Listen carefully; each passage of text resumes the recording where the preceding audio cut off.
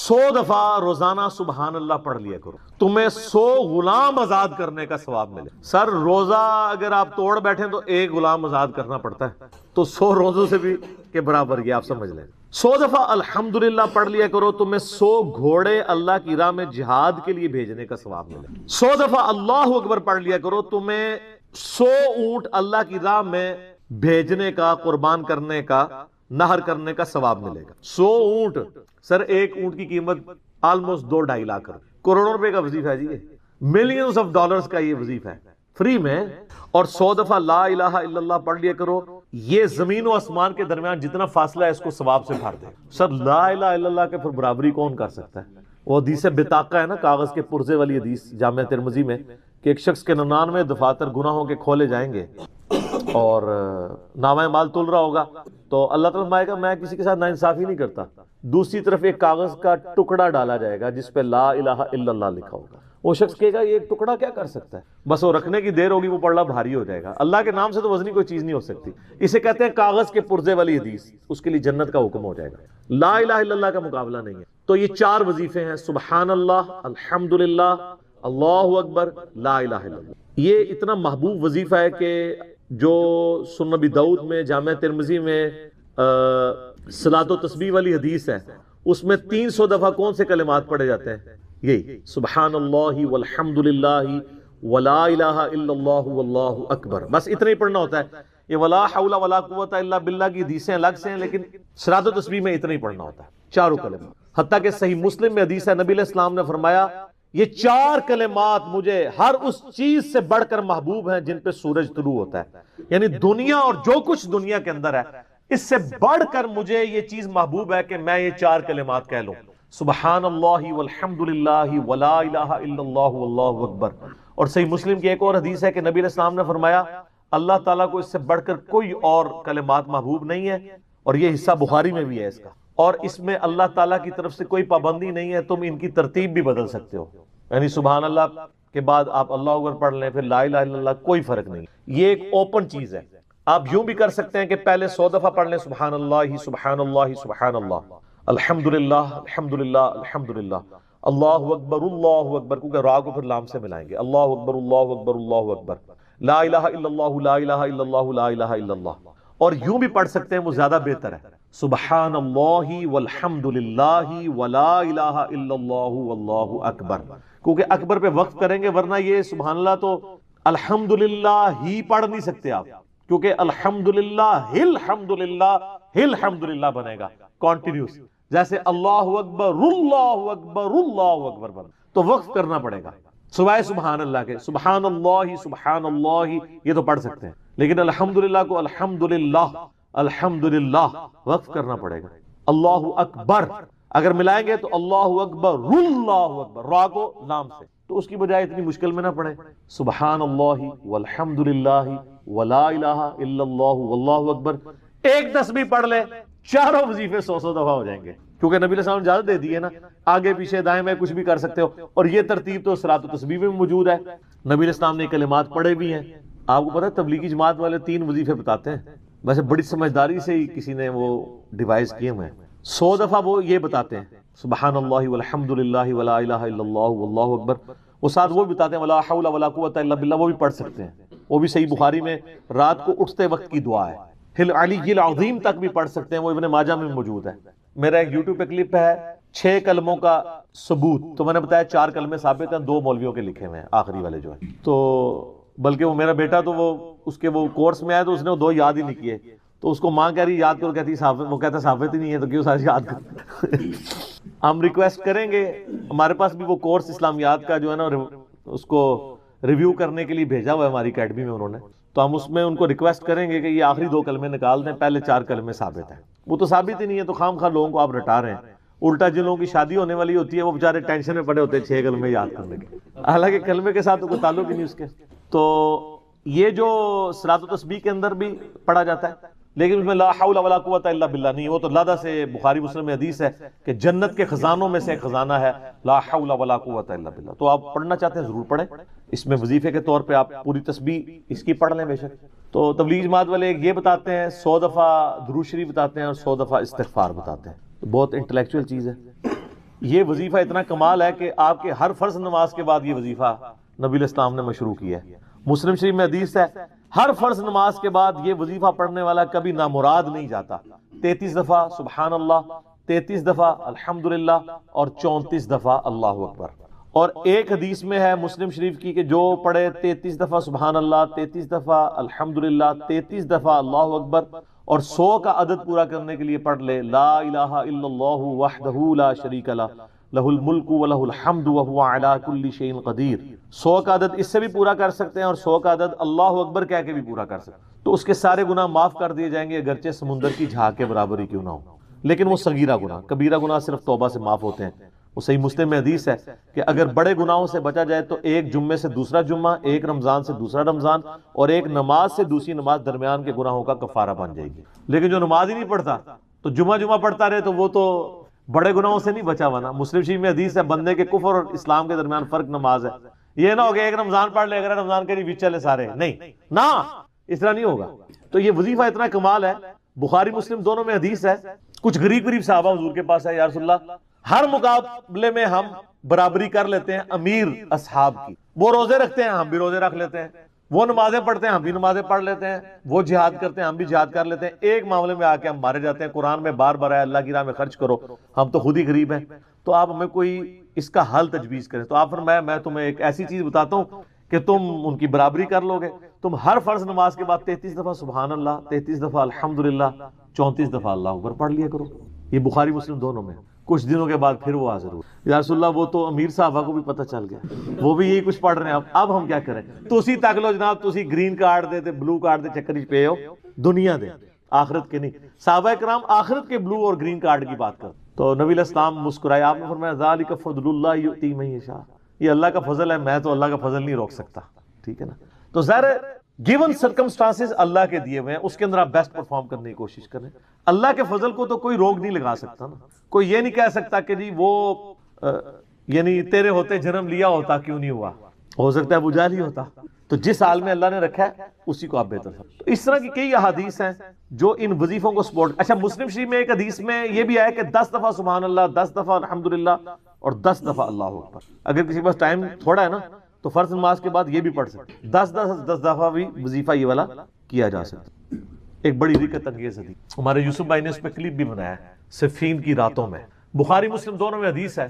مولا علی علیہ السلام خود روایت کر رہے ہیں، وہ کہتے ہیں کہ نبی علیہ السلام کو جب اللہ نے کشادگی دی، کچھ غلام آپ کو گفٹ ملے، تو میں نے فاطمہ سے کہا کہ تم پورا دن گھر کی صفائی کرتی ہو، چکی چلاتی ہو، اس کی وجہ سے ان کے ہاتھ پہ بھی نشان بن گئے تھے، اس طریقے سے سامان اٹھا کے لاتی تھی تو وہ رسی کے نشان یہاں پڑے ہوئے تھے۔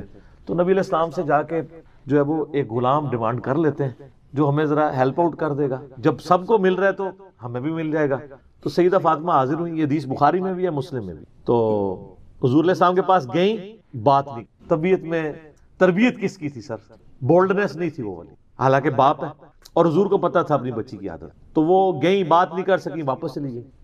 تو حضور علیہ السلام محفل برخاست ہوئی، آپ خود آ گئے۔ سر وہ حدیث کمال ہے، مولا علی کہتے ہیں میں اور فاطمہ ایک چادر میں لیٹے ہوئے تھے اور نبی علیہ السلام ہمارے گھر میں آئے اور پاؤں کی جانب سے نبی علیہ السلام ہمارے بستر میں داخل ہوئے، حتیٰ کہ آپ کے پاؤں کی ٹھنڈک ہم نے اپنے سینے پہ محسوس کی۔ یعنی حضور علیہ السلام نے پاؤں کی جانب سے اپنے پاؤں انٹر کیے اور وہ پاؤں سیدہ فاطمہ اور مولا علی کے سینے تک پہنچ گئے، تو انہوں نے ان کو سینے سے لگا لیا۔ سر یہ فرینکنس کسی صحابی کو نصیب ہو سکتی؟ تو آپ نے فرمایا وہ فاطمہ تم آئی تھی، کوئی کام تھا؟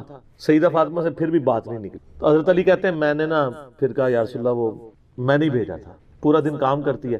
آپ کی بیوی کہتی ہیں ہماری کوئی ذمہ داری نہیں ہے، یہ بھی تو بیوی تھی نا۔ بخاری مسلم میں حدیث ہے جنتی عورتوں کی سردار ہے فاطمہ سلام اللہ علیہا۔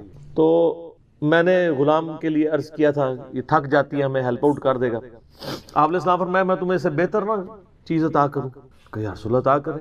یعنی آپ لوگ تو سمجھ رہے ہوں گے کہ غلام مانگا ہے تو شاید ایک گھوڑا بھی ساتھ گفٹ مل جائے گا۔ ان کا جب رات کو بسترے پہ جانے لگو نا تو 33 دفعہ سبحان اللہ، 33 دفعہ الحمدللہ اور 34 دفعہ اللہ اکبر پڑھ لیا کرو، یہ تمہارے لیے اس غلام سے بھی بہتر ہے، یعنی سارے دن کی تھکاوٹ اتر جائے گی۔ سر یہ بہت بہترین وظیفہ ہے۔ تو اچھا یہ حدیث مولا علی پوری زندگی سنایا کرتے تھے، کیونکہ حضرت فاطمہ اور مولا علی کی ایک محبت بڑی مثالی تھی۔ پھر لوگ بھی جو ہے نا وہ مولا علی سے پوچھا کرتے تھے وہ فاطمہ والی حدیث تسبیح فاطمہ، اسے تسبیح فاطمہ اس لیے کہا جاتا ہے. تو یہ حدیث جب بیان کی مولا علی نے تو آگے نے تابعین نے پوچھ لیا، بخاری مسلم دونوں میں ہے، کہ حضرت علی کہتے ہیں کہ وہ دن ہے، آج کا دن ہے، میں نے کبھی یہ وظیفہ چھوڑا نہیں ہے. سر استقامت تو خود مل جاتی ہے، جس کے بسترے میں جا کے نبی علیہ السلام وظیفہ سکھا رہے ہوں تو وہ پوری زندگی اس واقعے کو کبھی بھول سکتا ہے کہ مجھے خود آ کے میرے بسترے میں آ کے، اور حتیٰ کہ آپ کے قدم مبارک میرے سینے سے لگے تھے، اس حال میں حضور نے مجھے یہ تحفہ دیا ہے، وہ تحفہ کوئی بھلا سکتا ہے؟ تو تابعی نے کہا کہ مولا علی سے کہا کہ کیا جنگ صفین کی راتوں میں بھی آپ یہ وظیفہ پڑھا کرتے تھے جب مسلمانوں پہ اتنا مشکل وقت تھا، آپ میدان جنگ میں تھے؟ آپ دیکھیں 30 سال کے بعد مولا علی کو تلوار دوبارہ اٹھانا پڑی اسلامی نظام کو بچانے کی. تو مولا نے کہا ہاں صفین کی راتوں میں بھی میں نے کبھی یہ وظیفہ نہیں چھوڑا. تو اس پہ وہ کلپ بنایا تھا صفین کی راتوں میں، یہ اتنا کمال کا وظیفہ. اللہ تعالیٰ ہمیں اس وظیفے پہ استقامت دے، اور کچھ نہ کر سکیں یہ ضرور کیا کریں. بخاری مسلم میں حدیث ہے، عائشہ کہتی ہیں نبی علیہ السلام نے فرمایا کہ اللہ تعالیٰ کو سب سے بڑھ کر محبوب عمل وہ ہے جو مستقل مزاجی سے کیا جائے، خواہ تھوڑا ہی کیوں نہ ہو، بنسبت اس عمل کے جو بہت زیادہ ہو لیکن مستقل مزاجی سے نہ ہو. ایک بندہ ایک دن 1000 دفعہ سبحان اللہ پڑھتا ہے، اگلے دن 10 دفعہ پڑھتا ہے، اس سے بہتر روزانہ ہی 10 دفعہ پڑھ لے. تو یہ وظیفہ 100 دفعہ پڑھنے کے لیے کوئی زیادہ ٹائم ریکوائرڈ نہیں ہوتا. آپ روٹین میں ہیں، آپ پاس دونوں آپشن ہیں، الگ الگ کر کے پڑھ لیں تب بھی ٹھیک ہے، ایک ہی دفعہ میں پڑھ لیں سبحان اللہ والحمدللہ ولا الہ الا اللہ واللہ اکبر تب بھی درست ہے. اور فرض نماز کے بعد تو اور کوئی وظیفہ، ایک آیت الکرسی والا وظیفہ اور یہ تسبیح فاطمہ والا وظیفہ اور تکبیر بلند کرنا، استغفار پڑھنا، اللہم انت السلام منک السلام، سارے اذکار اس میں لکھے ہوئے ہیں. چند ایک وظائف تو ضرور پڑھیں، اور اس میں یہ والا وظیفہ کبھی نہ چھوڑیں، یہ بہت ایکسٹرا آرڈنری. مغرب کی اذانیں شروع ہو چکی ہیں، بقیہ سوالات انشاءاللہ اذان مغرب کے وقفے کے بعد انشاءاللہ نکال دیتا ہے جہاں سے اس کے لیے معاملات آسان ہو جاتے ہیں. وَيَرْزُقْهُ مِنْ حَيْثُ لَا يَحْتَسِبُ، اور اسے وہاں سے رزق دیتا ہے جہاں سے اسے گمان بھی. رزق میں صرف دنیاوی جو ہم مال دولت اس کو ایک رزق سمجھتے ہیں، یہ ایک رزق کا بالکل چھوٹا سا ٹوٹا ہے. اس سے بڑا رزق اللہ تعالیٰ ہمیں دے رہا ہے جس کی طرف ہماری توجہ نہیں ہے، اور وہ رزق ہے ہماری صحت. ایک شخص کے پاس کروڑوں روپے ہے لیکن اس کے گردے فیل ہو چکے ہیں، تو کس کام کا ہے؟ ایک بندے کے پاس اربوں روپے ہے لیکن اسے معدے کا السر ہے، وہ چاٹ نہیں کھا سکتا، وہ گول گپے نہیں کھا سکتا، وہ بریانی نہیں کھا سکتا، چاہے اس کے جتنے مرضی ہوٹل ہو. تو دنیاوی مال و دولت کا آ جانا صرف یہ رزق میں سے میں نے کہا یہ بالکل چھوٹا سا جز ہے، اس کو انسان یوٹیلائز کرے یہ بہت بڑی بات ہے. دنیاوی صحت جو اللہ نے انسان کو زندگی میں دی ہے، لوگ کہتے ہیں اللہ نے مجھے کیا دیا ہے؟ جو شخص یہ بات کرے نا اسے کہو جی 1 کروڑ روپے لے دو، اپنی ایک آنکھ نکال کے مجھے دے دو، کوئی دے گا؟ اپنا ایک بازو توڑ کے دے دو. تو آپ ذرا 1 کروڑ ساروں کے اوپر لگانا شروع کریں، اربوں کے تو آپ خود ہیں. اور یہ تو میں صرف سمجھانے کے لیے کہہ رہا ہوں، یہ تو آپ گن بھی نہیں سکتے. قرآن پاک میں اللہ تعالیٰ نے فرمایا نا کہ اللہ کی نعمتیں اتنی زیادہ ہیں کہ تم انہیں شمار کرنا چاہو تو شمار بھی نہیں کر سکتے. تو وہاں سے اللہ تمہیں رزق دے گا، تمہیں گمان بھی نہیں ہو. اب رزق کے لیے ضروری نہیں ہے کہ آپ کے پاس مال و دولت اور آپ کے ایسٹس بڑھ جائیں، یہ بھی اللہ تعالیٰ کا بہت بڑا رزق ہے کہ آپ کے پاس جو تھوڑے بہت ایسٹس ہیں وہ سلامت ہیں. کسی ایک میڈیکل کیس کسی گھر کے اندر 1 کروڑ پڑتی بندے کو بھی لا کے زیرو پہ کھڑا کر سکتے. آپ کی زندگی میں کئی ایسے کیسز ہوئے ہوں گے، جدادیں تک بک جاتی ہیں. اور مجھے واصف صاحب کی بات یاد آ گئی. وہ کہتے ہیں میں وہ مسجد میں بیٹھا ہوا تھا تو ایک بندے کو میں نے دیکھا کہ وہ دعا مانگ رہا ہے کہ یا اللہ 25 سال پہلے جو میں نے دعا تجھ سے کی تھی وہ واپس لے لے، بس یہ دعا کر رہا ہے. کہتے ہیں وہ فارغ ہوا تو میں نے اس سے پوچھا کیا ہوا؟ اس نے کہا جی 25 سال پہلے میں نے اللہ سے رو رو کے ایک بیٹا مانگا تھا، میری بیٹی ہی تھی صرف، اور وہ بیٹا میرے گاٹے فٹ ہو گیا، یعنی وہ نشے میں مبتلا ہو گیا، سارا گھر کا مال اس نے بیچ دیا، مجھے کنگال کر دیا. تو میں اللہ سے کہہ رہا ہوں یا اللہ یہ اولاد واپس ہی لے لے. تو یہ بھی تو ہو سکتا ہے نا.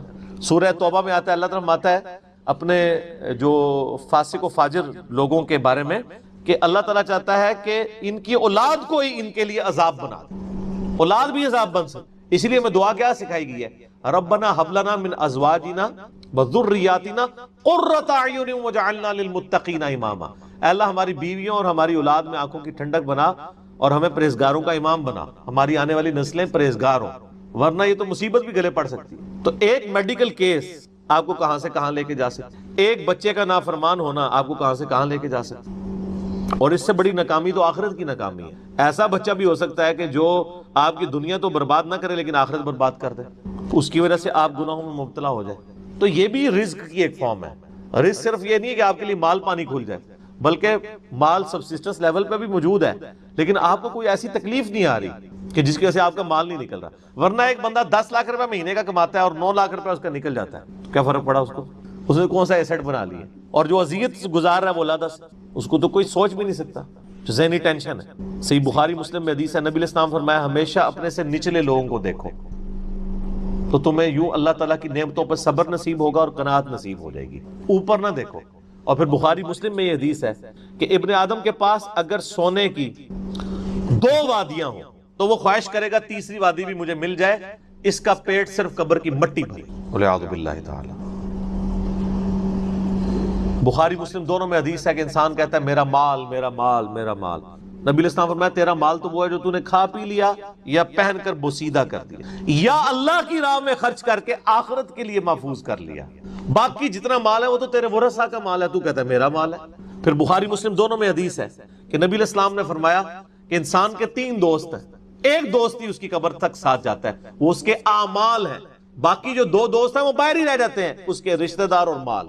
اب مال ساتھ جاتے ہیں، مال بھی آپ ساتھ لے کے جا سکتے ہیں، لیکن وہ مال جو آپ نے پہلے ہی اپنی زندگی میں اپنی مرضی سے اللہ کی راہ میں خرچ کر دیا، وہ اللہ کے ڈیوائن بینک میں جمع ہے، وہ قرآن پاک میں سورۃ البقرہ میں آیا 700 گنا تک کے اللہ تعالیٰ کر کے لوٹائے گا، بلکہ یہاں تک فرمایا کہ یہ اللہ تعالیٰ کو تم قرض دے رہے ہو اور اللہ تعالیٰ اس قرض کو لوٹائے گا۔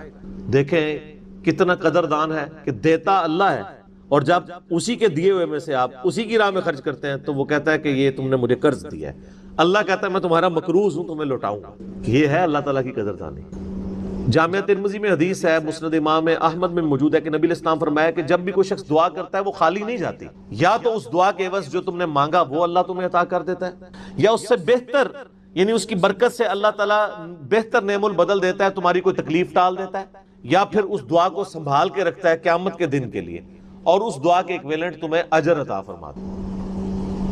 تو دعا تو بہت ضروری ہے، اللہ کی طرف رجوع لانا ہے۔ ٹاپک اور طرف چلا جائے گا، فی الوقت اس کی طرف آپ کنسنٹریٹ کریں کہ اللہ تعالیٰ مارا ہے کہ تمہیں وہاں سے رزق ملے گا، تمہیں گمان بھی نہیں ہوگا۔ وَمَن يَتَوَكَّلْ عَلَى اللَّهِ، اور جو کوئی اللہ پر توکل کرے فَهُوَ حَسْبُهُ، تو اللہ اس کے لیے کافی ہے۔ ان اللہ بالغ امری، اللہ تعالیٰ تو اپنا کام پورا کر کے رہتا ہے، لیکن قد جعل اللہ لكل شيء قدرا، اللہ نے ہر معاملے کے لیے ایک اندازہ مقرر کر رکھا ہے۔ اسی کو ہم وہ کہتے ہیں نا کہ اللہ کے ہاں دیر ہے اندھیر نہیں ہے، لیکن یہ دیر بھی ہم صرف سمجھانے کے لیے کہتے ہیں، وہ دیر نہیں ہے، وہ اللہ کا رول یہی ہے کہ اللہ تعالیٰ نے کسی معاملے کو کس لیول کے اوپر جا کے ایڈریس کرنا ہے۔ 23 سال تک مشرکین عرب کو دیکھیں نا مہلت ملی ہے، کتنے لوگوں نے کہا کہ دیکھو کان پک گئے ہیں ہمیں سنتے ہوئے، نبی علیہ السلام ہمیں دھمکیاں لگاتے ہیں کہ قوم عاد قوم سمود کی طرح تم بھی برباد کر دیے جاؤ گے، جب وقت کے پیغمبر کا انکار کرو گے تو عذاب تو کوئی نہیں آ رہا۔ اور قرآن پاک میں پھر نبی علیہ السلام کے بارے میں بھی آتا ہے کہ آپ علیہ السلام نے بھی تھوڑی سی بے صبری کا مظاہرہ کیا، سورۃ الانعام کے سٹارٹ میں آپ پڑھ کے دیکھ لیں تو اللہ تعالیٰ نے پھر جلال فرمایا کہ اے نبی تم چاہو تو جاؤ زمین میں کوئی سرنگ تلاش کر لو یا آسمان میں کوئی سیڑھی لگا کے ان کی مرضی کا معجزہ انہیں لا کے دکھا دو، ہم اپنے فیصلوں میں یعنی کسی کے پابند نہیں ہیں۔ پھر سورہ آل عمران میں آتا ہے جب غزوہ احد کے موقع پہ نبی علیہ السلام کی زبان سے بد دعا نکل گئی خالد ابن ولید کے لیے کہ اللہ تعالیٰ ایسی قوم کو کیسے ہدایت دے گا جنہوں نے اپنے نبی کا چہرہ خون سے رنگ دیا۔ یہ صحیح مسلم میں الفاظ ہیں، قرآن پاک میں اشارتاً اس کا ذکر ہے سورہ آل عمران میں۔ اللہ تعالیٰ نے فرمایا کہ نبی آپ کو کوئی اختیار نہیں ہے، اللہ تعالیٰ چاہے تو ان کو ہدایت بھی دے سکتا ہے۔ ہائے ہائے، یہ اللہ کے فیصلے ہیں، یہ کسی انسان کا کوئی فیصلہ نہیں۔ تو اب ان آیات کی روشنی میں بزرگ تو کسی کھاتے میں نہیں بنتے، لوگ بزرگوں کو لے کے بیٹھ رہے ہوتے ہیں، یہ بزرگ دعا کریں گے، بزرگ کر دیں گے، بزرگوں نے کیا کرنا ہے؟ یا تو نبی علیہ السلام کے بارے میں فرمایا جا رہا ہے کہ آپ کو کوئی اختیار نہیں ہے، اللہ تعالیٰ چاہے تو بخش دے، اللہ تعالیٰ چاہے گرفت فرمائے، اللہ تعالیٰ چاہے ڈھیل دے۔ اللہ نے ہر کام کے لیے ایک اندازہ مقرر کیا ہوا ہے، وہ اسی موقع کے اوپر اللہ تعالیٰ اس چیز کو اسٹیبلش، وہ اللہ کے ڈیوائن علم میں ہے کہ کب اللہ تعالیٰ نے اسلام کا غلبہ کروانا ہے۔ جب نہیں کروایا تو 13 سال میں 125 بندے ہی مسلمان ہوئے ہیں، اور اگلے 13 سال کے اندر دونوں سپر پاورز بھی الٹ دی گئی ہیں، دونوں طرف ٹائم پیریڈ تو ایک ہی ہے۔ تو یہ اللہ تعالیٰ فیصلے فرماتا۔ عمر اور رزق میں برکت کے لیے کوئی وظیفہ بتا دیں۔ اس میں نے بتا دیا نا، صحیح بخاری مسلم دونوں میں حدیث ہے، نبی صلی اللہ علیہ وآلہ وسلم نے فرمایا جو شخص یہ چاہے کہ اس کے رزق میں برکت کر دی جائے، عمر دراز کر دی جائے، تو اپنے رشتہ داروں کے ساتھ اس نے سلوک کرے، لیکن یہ بھی تقدیر میں لکھا ہوا ہوگا کہ وہ کرے گا تو یہ ہو جائے گا۔ تو اسی کو توفیق ملے گی نا. تو اللہ تعالیٰ اس کی عمر میں برکت صرف یہ نہیں ہے کہ ایک بندہ 60 سال کا تو اب 100 سال پہ مرے.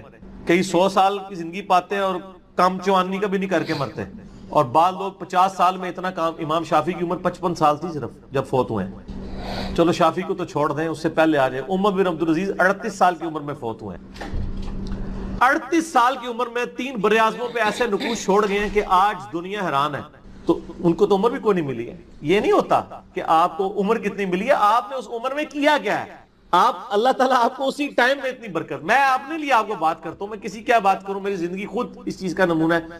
آج جب لوگ یہ نہیں کہتے ہیں یار اس نے اتنے ویڈیوز چڑھا دی ہیں, کتنے بیٹھ کے ریکارڈ کرانا رہنا, حالانکہ ہفتے میں ایک ریکارڈ ہوتی ہے, صرف روزانہ ہوتی بھی نہیں ہے. لیکن کنسسٹنسی کے ساتھ, اللہ کی مدد کے ساتھ آپ اگر یہ کام لے کے چلتے رہیں تو slow and steady wins the race. تو آج چیزیں آپ دیکھ لیں ہزاروں کی تعداد میں آپ کے سامنے, اور یہ حالات اللہ تعالیٰ فیوریبل کرتا ہے. میں یقین کریں, میں اپنے بھائیوں کو کہتا ہوں, میں جب بھی ابھی آج کا درس میں نے کرنا تھا نا, وہ ہندو کا جواب دینا تھا, تو میں نے پورے ہفتے سے دعائیں شروع کی ہوئی تھیں, اللہ زندگی دے دیں, حالات فیوریبل ہو جائیں, ٹرانسفارمر بھی نہ اڑے ہمارا, جنریٹر بھی چلتا رہے, سارے معاملات چلتے رہے, اور فرحان بھائی بھی ٹائم پہ آ جائیں, ٹھیک ہو گیا جی, کالر مائک بھی چل جائے, کیمرے کی بھی بیٹری چارج ہو, ساری چیزیں. یہ میں جو چیزیں میرے اختیار ہوں گے کر کے, یا اللہ تو نے کرمانی ریکارڈنگ, میں تو کچھ بھی نہیں ہوں, ٹھیک ہے.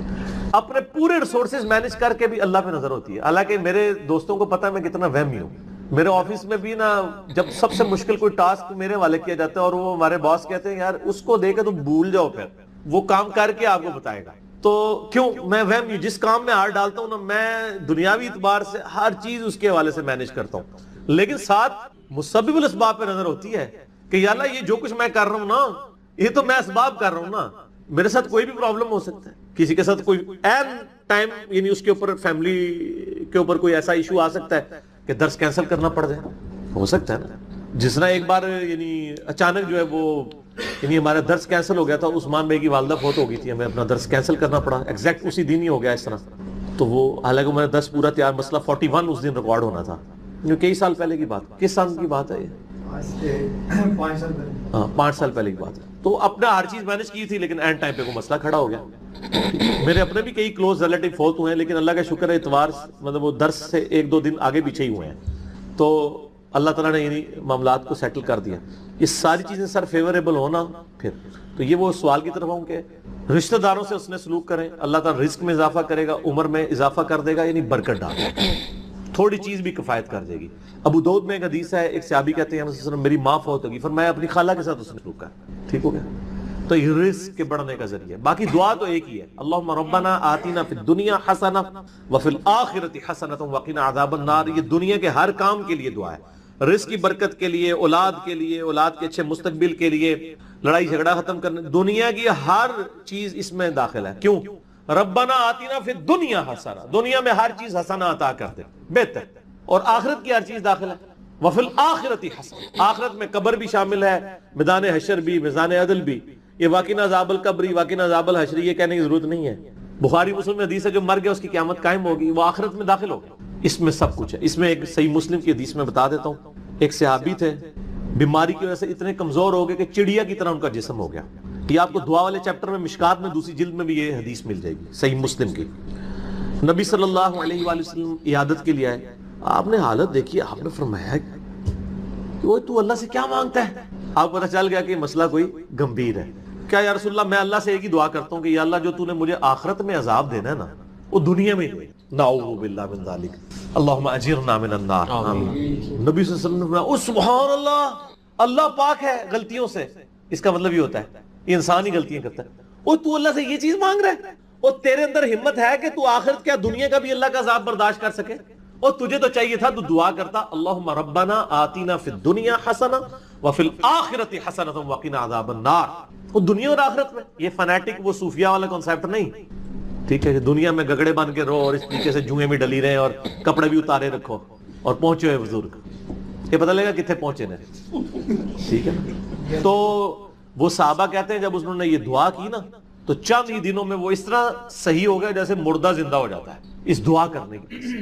دنیا کی ہر بھلائی, کیوں بندہ نے پیپروں میں پاس ہونا, یہ دعا کرے, لیکن صرف دعا کی کوشش بھی کرے گا, کوشش کے بعد دعا کرے, دونوں چیزیں پیرلل میں. کوئی شخص اپنے اوپر خود تقدیر غالب کروا دے نا, پھر دعا کچھ نہیں کرتی ہے. یعنی ایک بندہ کہ میں بسم اللہ پڑھ کے ساکٹ میں 2 انگلیاں ڈال دوں, نہیں, وہ آپ نے اپنے اوپر تقدیر خود غالب کرا لی ہے. آپ کہ نہیں میں بسم اللہ الذی لا یضر دعا پڑھ لوں اور جا کے میں جناب کوبرا سانپ کے آگے ہاتھ ایسے کر دوں تو سر وڑ لے گا تو ہم چھڑے گا نہیں, کیونکہ آپ نے خود اپنے اوپر تقدیر غالب کروائی نا.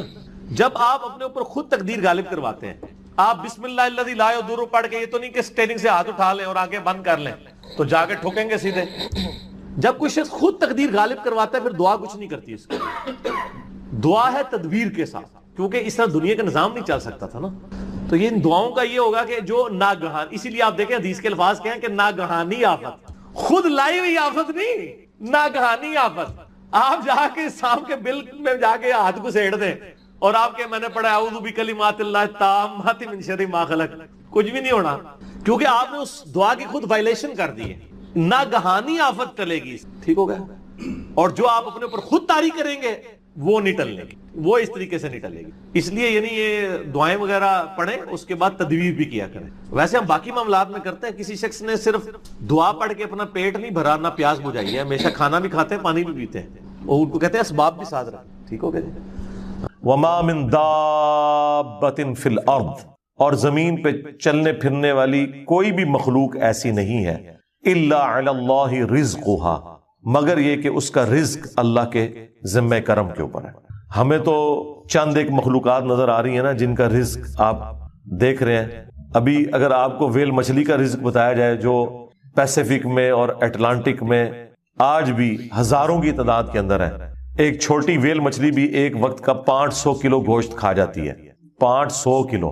اور جو بڑی ویل مچھلی ہیں وہ تو آپ چھوڑ دیں, 30 ہاتھیوں کے برابر بھی ویل مچھلی ہے. اتنی بڑی بڑی ویل مچھلی ہیں, 30 ہاتھی 30 ان کے برابر ایک ویل مچھلی. اس کا رزق بھی اللہ تعالیٰ پورا کر رہا ہے. آپ کو تو بس چڑیاں نظر آ جاتی ہیں زیادہ زیادہ, تو کسی کے دماغ میں آ سکتا ہے کہ یار چڑیوں کا رزق اللہ پورا کر رہا ہے, تو زیادہ زیادہ اتنا ہی دماغ میں رزق آتا ہے. آپ ذرا ان جانوروں کے بارے میں سوچیں, اتنے بڑے بڑے جانور سمندر کے اندر, خشکی میں تو اتنے بڑے جانور ہی نہیں ہیں جتنے پانیوں کے اندر موجود ہیں, اور ان تمام کے رزق کی ذمہ داری اللہ تعالیٰ نے لی ہوئی ہے. لیکن یہ رزق کی ذمہ داری ہے کوشش کے ساتھ جڑی ہوئی ہے. یہ نہ سمجھیں کہ ویل مچھلی کے منہ میں آگے اللہ تعالیٰ کوئی چیز ڈال دیتا ہے, نہیں, کوشش کرنی پڑتی ہے. انسان کو بھی کوشش کرنی پڑتی ہے. اللہ نے دنیا کو اسباب کے ساتھ جوڑا ہوا ہے. ہاں, کوشش کرو گے رزق ملے گا. پوٹینشلی رزق اللہ تعالیٰ نے قیامت تک کے لیے اس پلانٹ ارتھ پہ رکھ دی ہے. دیکھیں, آج سے آلموسٹ 200 سال پہلے تک تو کسی کو پتہ ہی نہیں تھا کہ زمین میں انرجی کا اتنا بڑا خزانہ موجود ہے تیل کی شکل میں. 1853 میں وہ پہلا کنواں پنسلوینیا میں امریکن سٹیٹ کے اندر دریافت ہوا تھا, کرنل ایڈون نے کیا تھا. اتنی ماشاءاللہ مٹھی داڑھی تھی, ہے کرسچن تھے ویسے وہ. اور عرب ملکوں میں وہ تو 20ویں صدی کے اندر تیل نکلا ہے, 1960 کے قریب جا کے یہ تیل نکلا ہے عرب ملکوں میں. اب میرا سوال یہ ہے کہ 1300 سال تک سارے بزرگان دین حج عمرے کے لیے جاتے رہے, جو نیچے نگاہ مارتے تھے تو 7 زمینیں کراس اور اوپر عرش پہ نگاہ پہنچتی تھی, کسی بزرگ کو تیل نہیں نظر آیا عرب کی سرزمین میں. ایسے بزرگوں سے جان چھڑا سکتے تھے, جو اتنے تے گئے نہیں ہون گے, تے مکے مدینے تے گئے سن نا, اتوں لنگے نے نا, کسی کو تیل نظر آیا. دنیا کو اللہ نے بقدر ایفرٹ رکھا, اور یہ بھی اب مزید کوئی 50-60 سال کا تیل رہ گیا. پھر آنے والی دنیا ذکر کرے گی کہ انسانیت نے 250-300 سال ایسے دیکھے ہیں کہ اللہ نے ان کو ایک ایسا خزانہ دیا تھا کہ جس کو یوز کر کے ٹرینیں چلتی تھیں, ہوائی جہاز اڑتے تھے, اور وہ زمین سے تیل نکلا تھا. بعد کے لوگوں کے لیے تو ابھی پرابلم ہے ظاہر ہے, اسی لیے تو اب بیٹریوں کی طرف, سولر کی طرف شفٹ ہو رہے ہیں. لیکن بہرحال سولر ہو یا بیٹریاں ہوں, وہ تیل کا تو مقابلہ نہیں کر سکتی. آپ کو 1 لیٹر پیٹرول جو انرجی دیتا ہے, وہ انرجی بنانے کے لیے تو آپ کو کتنا بڑا ایریا چاہیے سولر پینلز کا, تب وہ انرجی ملے گی. تو اس کے لیے تو پھر آپ جہاز جو سولر والے انہوں نے بنائے بھی ہیں نا, وہ اتنے بڑے بڑے جہاز ہیں اور مسافر اس میں تھوڑے سے ہی بیٹھتے ہیں. یہ جو بوئنگ 747 یا ایئر بس 380 جو 500 مسافروں کو لے کے جا رہی ہے, اس کی انرجی اگر آپ کو سولر پینل سے کرنی پڑ جائے تو اس جیسے 50 جہاز بنائے تو تب جا کے اس میں اتنے بندے بیٹھیں گے. یہ تو ایک بہت بڑی تکلیف دہ چیز ہے. تو اللہ تعالیٰ نے بہرحال اب سولر کی شکل میں ایک اور خزانہ دیا ہے, اس کے اوپر محنت ہو رہی ہے, بیٹریز کے اوپر محنت ہو رہی ہے. تو اللہ نے پوٹینشلی رزق انسانیت کا, اور رزق میں صرف کھانا پینا نہیں ہے, تمام ضرورت کی چیزیں. اس وقت تو ہمارا رزق, وہ مجھے اشفاق احمد صاحب کی بات یاد آئی, وہ کہہ رہے تھے 1960 میں وہ کہہ رہے تھے کہ میری تنخواہ کا 10% کیا 5% بھی ان چیزوں پہ نہیں لگتا تھا جن چیزوں پہ اب آ کے میری تنخواہ کا 80% لگ رہا ہے، کیونکہ اس وقت انسان کی بنیادی ضرورتیں نہیں ہوتی تھیں۔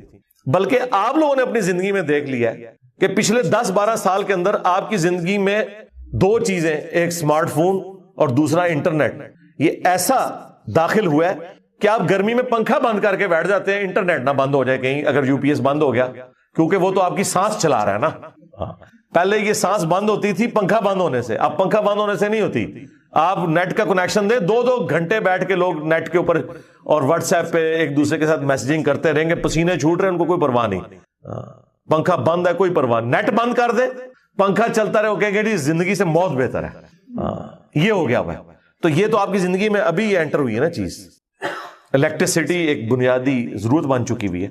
یہ سارا رزق ہے اللہ کی، نعمتیں ہیں اللہ تعالیٰ کی، اور اللہ تعالیٰ یہ ساری نعمتیں وقت کے ساتھ ساتھ ایکسپلور کروا رہا ہے، پوٹینشلی زمین کے اندر موجود تھیں۔ تو اللہ تعالیٰ فرماتا ہے تمام چلنے پھرنے والوں کے رزق کی ذمہ داری ہمارے اوپر ہے۔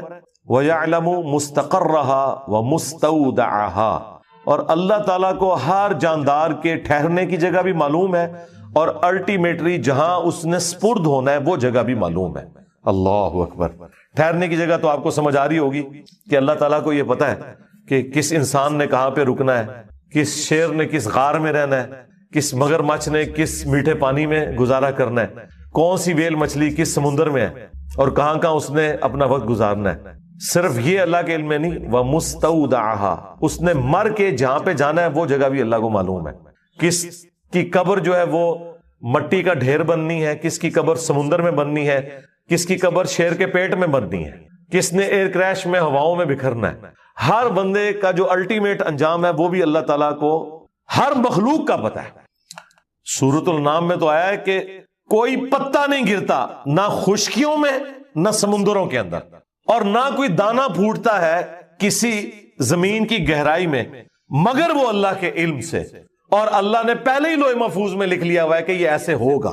یہ اس سے بھی اگلا ورژن ہے کہ نہ صرف وہ کام ہونے کے بعد اللہ کو پتا چلتا ہے، ہونے سے پہلے بھی اللہ نے اپنے علم میں رکھا ہوا ہے، اور علم میں نہیں لکھ کے رکھا ہوا ہے کہ یہ ایسا ہوگا۔ اور یہاں پہ بھی وہ ذکر آ گیا کہ رزق بھی اللہ کے ذمہ ہے، اور وہ جانتا ہے ہر بندے کی، ہر مخلوق کے ٹھہرنے کی جگہ اور الٹیمیٹلی سپرد ہونے کی جگہ۔ کل فی کتاب مبین، اور ہر چیز ایک روشن کتاب میں لکھی ہوئی ہے۔ وہ اللہ تعالیٰ کی بہت بڑی ہارڈ ڈسک ہے جس میں ساری مخلوقات کی تقدیریں اللہ تعالیٰ نے لکھ دی ہیں، اور وہ کوئی اللہ تعالیٰ نے یعنی خود سے کوئی محنت نہیں۔ وہ جامع ترمذی میں حدیث ہے، اللہ نے قلم کو پیدا کیا اور پھر اس سے کہا کہ لکھ جو کچھ ہو چکا اور جو کچھ ہونے والا ہے، بس قلم چل پڑی اور سب کچھ اس نے لکھ دیا۔ ہر چیز اللہ کے اشاروں پہ ہو رہی ہے۔ کیے بندیا کیے بندیا تیری میری یار دی ساری گمن کیری مٹی سے تو مٹی سے تو مٹی تو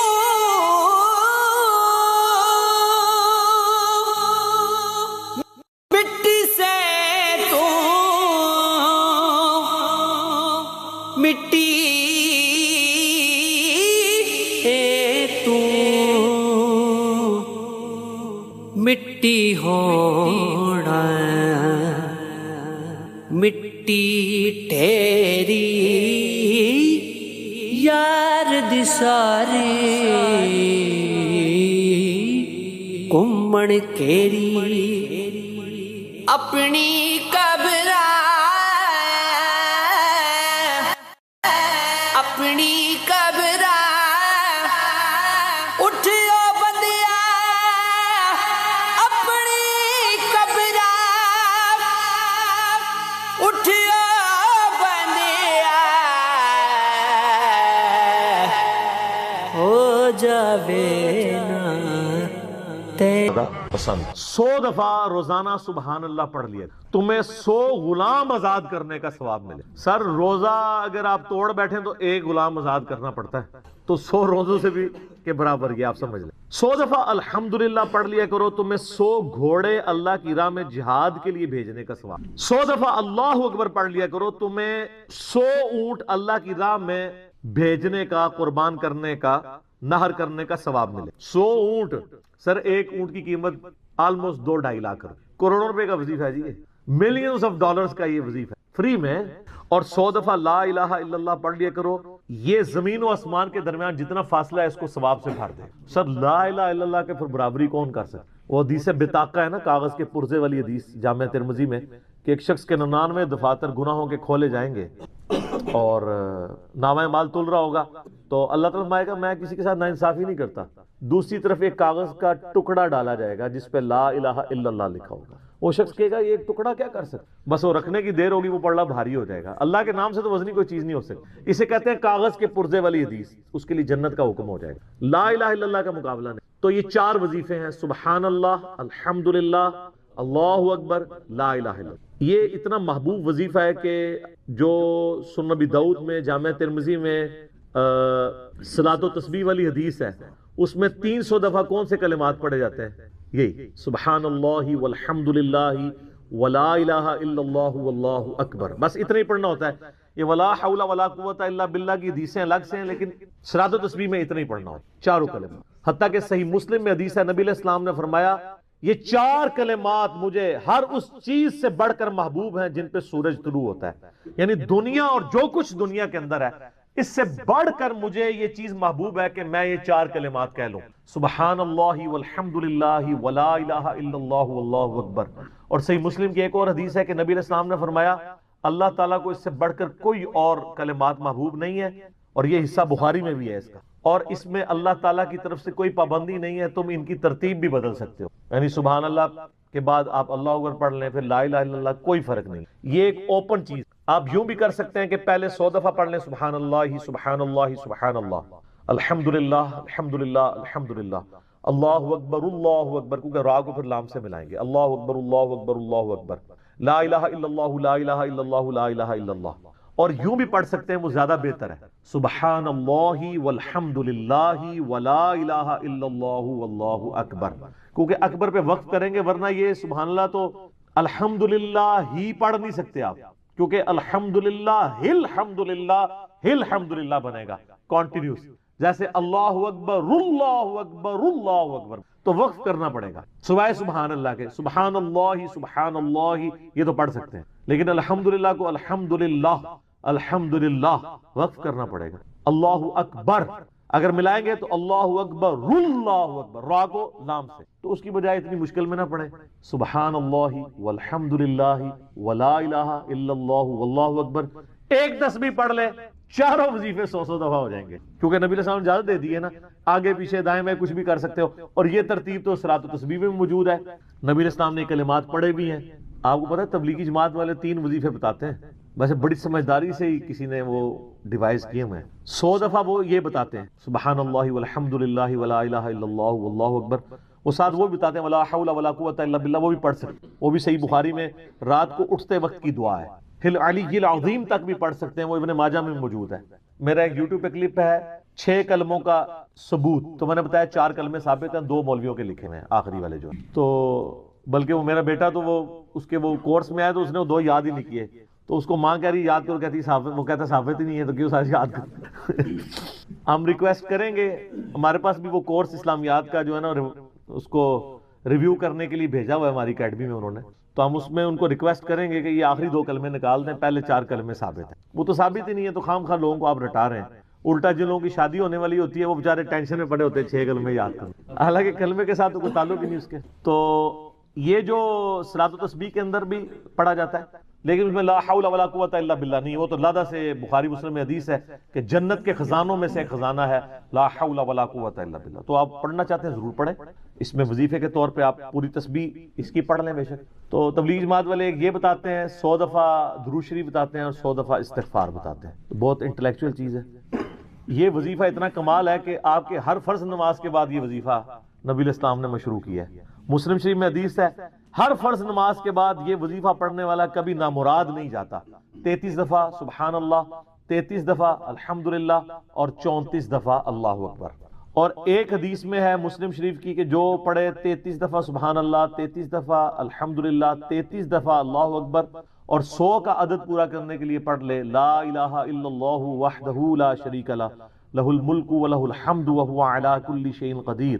100 کا عدد اس سے بھی پورا کر سکتے ہیں اور 100 کا عدد اللہ اکبر کہہ کے بھی پورا کر سکتے ہیں تو اس کے سارے گناہ معاف کر دیے جائیں گے اگرچہ سمندر کی جھاگ کے برابر ہی کیوں نہ ہو. لیکن وہ صغیرہ گناہ، کبیرہ گناہ صرف توبہ سے معاف ہوتے ہیں. وہ صحیح مسلم میں حدیث ہے کہ اگر بڑے گناہوں سے بچا جائے تو ایک جمعے سے دوسرا جمعہ، ایک رمضان سے دوسرا رمضان اور ایک نماز سے دوسری نماز درمیان کے گناہوں کا کفارہ بن جائے گی. لیکن جو نماز ہی نہیں پڑھتا تو جمعہ پڑھتا رہے تو وہ تو بڑے گناہوں سے نہیں بچا ہوا نا. مسلم شریف میں حدیث ہے بندے کے کفر اور اسلام کے درمیان فرق نماز ہے. یہ نہ ہو کہ ایک رمضان پڑھ لے اگر رمضان کے لیے چلے سارے، نہیں نہ اس طرح نہیں ہوگا. تو یہ وظیفہ اتنا کمال ہے. بخاری مسلم دونوں میں حدیث ہے کچھ غریب صحابہ حضور کے پاس ہے یا رسول اللہ ہر مقابلے میں ہم برابری کر لیتے ہیں امیر اصحاب کی. وہ روزے رکھتے ہیں ہم بھی روزے رکھ لیتے ہیں، وہ نمازیں پڑھتے ہیں ہم بھی نمازیں پڑھ لیتے ہیں، وہ جہاد کرتے ہیں ہم بھی جہاد کر لیتے ہیں. ایک معاملے میں آ کے ہم مارے جاتے ہیں. قرآن میں بار بار ہے اللہ کی راہ میں خرچ کرو، ہم تو خود ہی غریب ہیں. تو آپ ہمیں کوئی اس کا حل تجویز کریں. تو آپ فرمایا میں تمہیں ایک ایسی چیز بتاتا ہوں کہ تم ان کی برابری کر لو گے. تم ہر فرض نماز کے بعد 33 دفعہ سبحان اللہ، 33 دفعہ الحمدللہ، 34 دفعہ اللہ اکبر پڑھ لیا کرو. یہ بخاری مسلم دونوں میں. کچھ دنوں کے بعد پھر وہ حاضر ہوئے یا رسول اللہ وہ تو امیر صاحبہ کو بھی پتہ چل گیا، وہ بھی یہی کچھ پڑھ رہے ہیں. اب ہم کیا کریں؟ تو اسی تک لو جناب، تو اسی گرین کارڈ دے بلو کارڈ دے چکر ہی پے ہو، دنیا دے آخرت کے نہیں. صحابہ کرام آخرت کے بلو اور گرین کارڈ کی بات کر. تو نبی علیہ السلام مسکرائے، آپ نے فرمایا ذالک فضل اللہ یؤتی من یشاء، یہ اللہ کا فضل ہے، میں تو اللہ کا فضل نہیں روک سکتا. تو ظاہر گیون سرکمسٹانسز اللہ کے دیے ہوئے ہیں، اس کے اندر آپ بیسٹ پرفارم کریں. اللہ کے فضل کو تو کوئی روک نہیں لگا سکتا. کوئی یہ نہیں کہہ سکتا کہ جی وہ یعنی تیرے ہوتے جنم لیا ہوتا کیوں نہیں ہوا، ہو سکتا ہے ابو جہل ہی ہوتا. تو جس حال میں اللہ نے رکھا ہے اسی کو آپ بہتر سمجھیں. تو اس طرح کی کئی احادیث ہیں جو ان وظیفوں کو سپورٹ. اچھا مسلم شریف میں ایک حدیث میں یہ بھی آیا کہ 10 دفعہ سبحان اللہ، 10 دفعہ الحمدللہ اور 10 دفعہ اللہ اکبر. اگر کسی کے پاس ٹائم تھوڑا ہے نا تو فرض نماز کے بعد یہ بھی پڑھ سکتے. 10 دفعہ بھی وظیفہ یہ والا کیا جا سکتا. ایک بڑی رکت انگیز حدیث ہمارے یوسف بھائی نے اس پہ کلپ بھی بنایا ہے، صفین کی راتوں میں. بخاری مسلم دونوں میں حدیث ہے. مولا علی علیہ السلام خود روایت کر رہے ہیں. وہ کہتے ہیں کہ نبی علیہ السلام کو جب اللہ نے کشادگی دی، کچھ غلام آپ کو گفٹ ملے، تو میں نے فاطمہ سے کہا کہ تم پورا دن گھر کی صفائی کرتی ہو، چکی چلاتی ہو، اس کی وجہ سے ان کے ہاتھ پہ بھی نشان بن گئے تھے. اس طریقے سے سامان اٹھا کے لاتی تھی تو وہ رسی کے نشان یہاں پڑے ہوئے تھے. تو نبی علیہ السلام سے جا کے جو ہے وہ ایک غلام ڈیمانڈ کر لیتے ہیں جو ہمیں ذرا ہیلپ آؤٹ کر دے گا. جب سب کو مل رہا ہے تو ہمیں بھی مل جائے گا. تو سیدہ فاطمہ حاضر ہوئی. یہ حدیث بخاری میں بھی ہے مسلم میں بھی. تو حضور علیہ السلام کے پاس گئیں، بات نہیں. طبیعت میں تربیت کس کی تھی سر؟ بولڈنس نہیں تھی وہ، حالانکہ باپ ہے اور حضور کو پتا تھا اپنی بچی کی. تو وہ گئیں، بات نہیں کر سکی، واپس چلی گئی. تو حضور علیہ السلام محفل برخاست ہوئی، آپ خود آ گئے. سر وہ حدیث کمال ہے. مولا علی کہتے ہیں میں اور فاطمہ ایک چادر میں لیٹے ہوئے تھے اور نبی علیہ السلام ہمارے گھر میں آئے اور پاؤں کی جانب سے نبی علیہ السلام ہمارے بستر میں داخل ہوئے، حتیٰ کہ آپ کے پاؤں کی ٹھنڈک ہم نے اپنے سینے پہ محسوس. یعنی حضور علیہ السلام نے پاؤں کی جانب سے اپنے پاؤں انٹر کیے اور وہ پاؤں سیدہ فاطمہ اور مولا علی کے سینے تک پہنچ گئے تو انہوں نے ان کو سینے سے لگا لیا. سر یہ فرینکنس کسی صحابی کو نصیب ہو سکتی؟ تو آپ نے فرمایا وہ فاطمہ تم آئی تھی، کوئی کام تھا؟ سیدہ فاطمہ سے پھر بھی بات نہیں. تو حضرت علی کہتے ہیں میں نے نا پھر کہا یا رسول اللہ وہ میں نہیں بھیجا تھا، پورا دن کام کرتی ہے. آپ کی بیوی کہتی ہیں ہماری کوئی ذمہ داری نہیں ہے. یہ بھی تو بیوی تھی نا. بخاری مسلم میں حدیث ہے جنتی عورتوں کی سردار ہے فاطمہ سلام اللہ علیہا. تو میں نے غلام کے لیے عرض کیا تھا یہ تھک جاتی ہے ہمیں ہیلپ آؤٹ کر دے گا. آپ علیہ السلام فرمایا میں تمہیں سے بہتر نا چیز عطا کروں. کہ یا رسول اللہ عطا کریں. یعنی آپ لوگ تو سمجھ رہے ہوں گے کہ غلام مانگا ہے تو شاید ایک گھوڑا بھی ساتھ گفٹ مل جائے گا. ان کا جب رات کو بسترے پہ جانے لگو نا تو 33 دفعہ سبحان اللہ، 33 دفعہ الحمدللہ اور 34 دفعہ اللہ اکبر پڑھ لیا کرو. یہ تمہارے لیے اس غلام سے بھی بہتر ہے. یعنی سارے دن کی تھکاوٹ اتر جائے گی. سر یہ بہت بہترین وظیفہ. تو اچھا یہ حدیث مولا علی پوری زندگی سنایا کرتے تھے کیونکہ حضرت فاطمہ اور مولا علی کی ایک محبت بڑی مثالی تھی. پھر لوگ بھی جو ہے نا وہ مولا علی سے پوچھا کرتے تھے فاطمہ والی حدیث، تسبیح فاطمہ، اسے تسبیح فاطمہ اس لیے کہا جاتا ہے. تو یہ حدیث جب بیان کی مولا علی نے تو آگے نے تابعی نے پوچھ لیا، بخاری مسلم دونوں میں ہے، کہ حضرت علی کہتے ہیں کہ وہ دن ہے، آج کا دن ہے، میں نے کبھی یہ وظیفہ چھوڑا نہیں ہے۔ سر استقامت تو خود مل جاتی ہے، جس کے بسترے میں جا کے نبی علیہ السلام وظیفہ سکھا رہے ہوں تو وہ پوری زندگی اس واقعے کو کبھی بھول سکتا ہے کہ مجھے خود آ کے میرے بسترے میں آ کے، اور حتیٰ کہ آپ کے قدم مبارک میرے سینے سے لگے تھے، اس حال میں حضور نے مجھے یہ تحفہ دیا ہے، وہ تحفہ کوئی بھلا سکتا ہے؟ تو تابعی نے کہا کہ مولا علی سے کہا کہ کیا جنگ صفین کی راتوں میں بھی آپ یہ وظیفہ پڑھا کرتے؟ جب مسلمانوں پہ اتنا مشکل وقت تھا، آپ میدان جنگ میں تھے، آپ دیکھیں 30 سال کے بعد مولا علی کو تلوار دوبارہ اٹھانا پڑی اسلامی نظام کو بچانے کی، تو مولا نے کہا ہاں صفین کی راتوں میں بھی میں نے کبھی یہ وظیفہ نہیں چھوڑا۔ تو اس پہ وہ کلپ بنایا تھا صفین کی راتوں میں، یہ اتنا کمال کا وظیفہ۔ اللہ تعالیٰ ہمیں اس وظیفے پہ استقامت دے، اور کچھ نہ کر سکیں یہ ضرور کیا کریں۔ بخاری مسلم میں حدیث ہے، عائشہ کہتی ہیں نبی علیہ السلام نے فرمایا کہ اللہ تعالیٰ کو سب سے بڑھ کر محبوب عمل وہ ہے جو مستقل مزاجی سے کیا جائے، خواہ تھوڑا ہی کیوں نہ ہو، بنسبت اس عمل کے جو بہت زیادہ ہو لیکن مستقل مزاجی سے نہ ہو۔ ایک بندہ ایک دن 1000 دفعہ سبحان اللہ پڑھتا ہے، اگلے دن 10 دفعہ پڑھتا ہے، اس سے بہتر روزانہ ہی 10 دفعہ پڑھ لیں۔ تو یہ وظیفہ 100 دفعہ پڑھنے کے لیے کوئی زیادہ ٹائم ریکوائرڈ نہیں ہوتا۔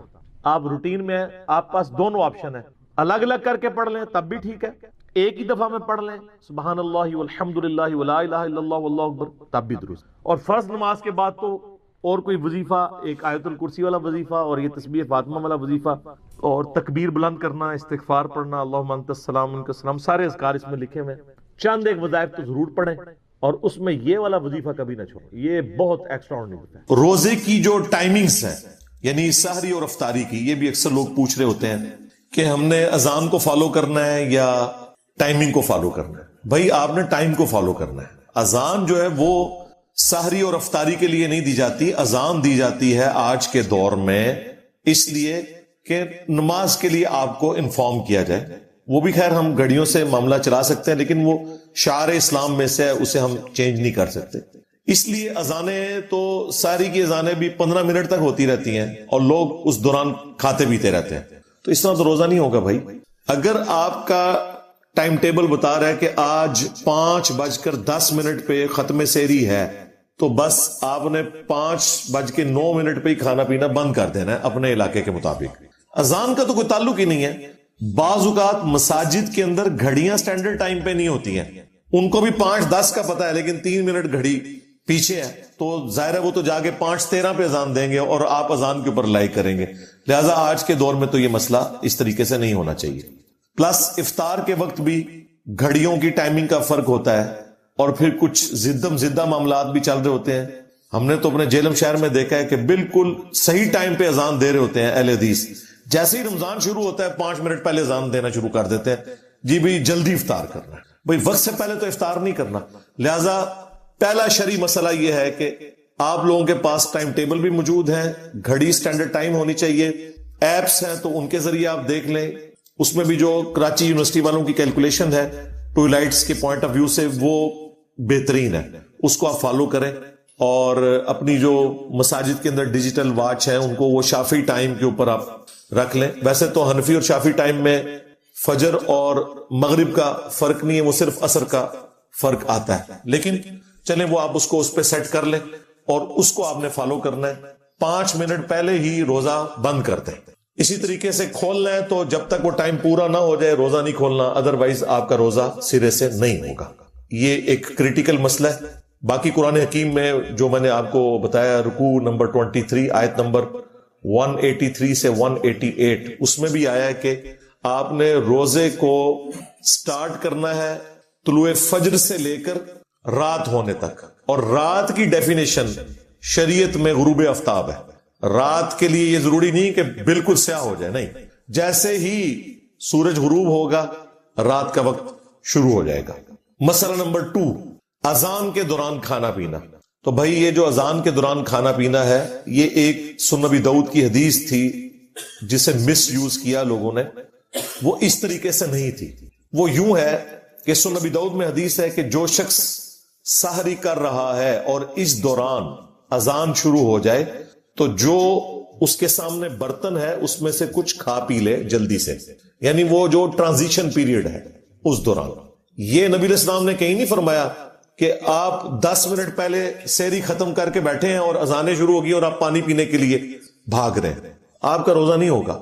یہ اس شخص کے لیے ہے کہ مثلا 5:05 پہ اس نے سحری شروع کی اور 5:10 پہ ختم سحری ہو رہی ہے, اس دوران وہ 1-2 منٹ اوپر کھا لیتا ہے ٹرانزیشن پیریڈ میں, تو اس کے لیے ایک گنجائش ہے. یہ بھی بہتر ہے کہ ایسا نہ کرے.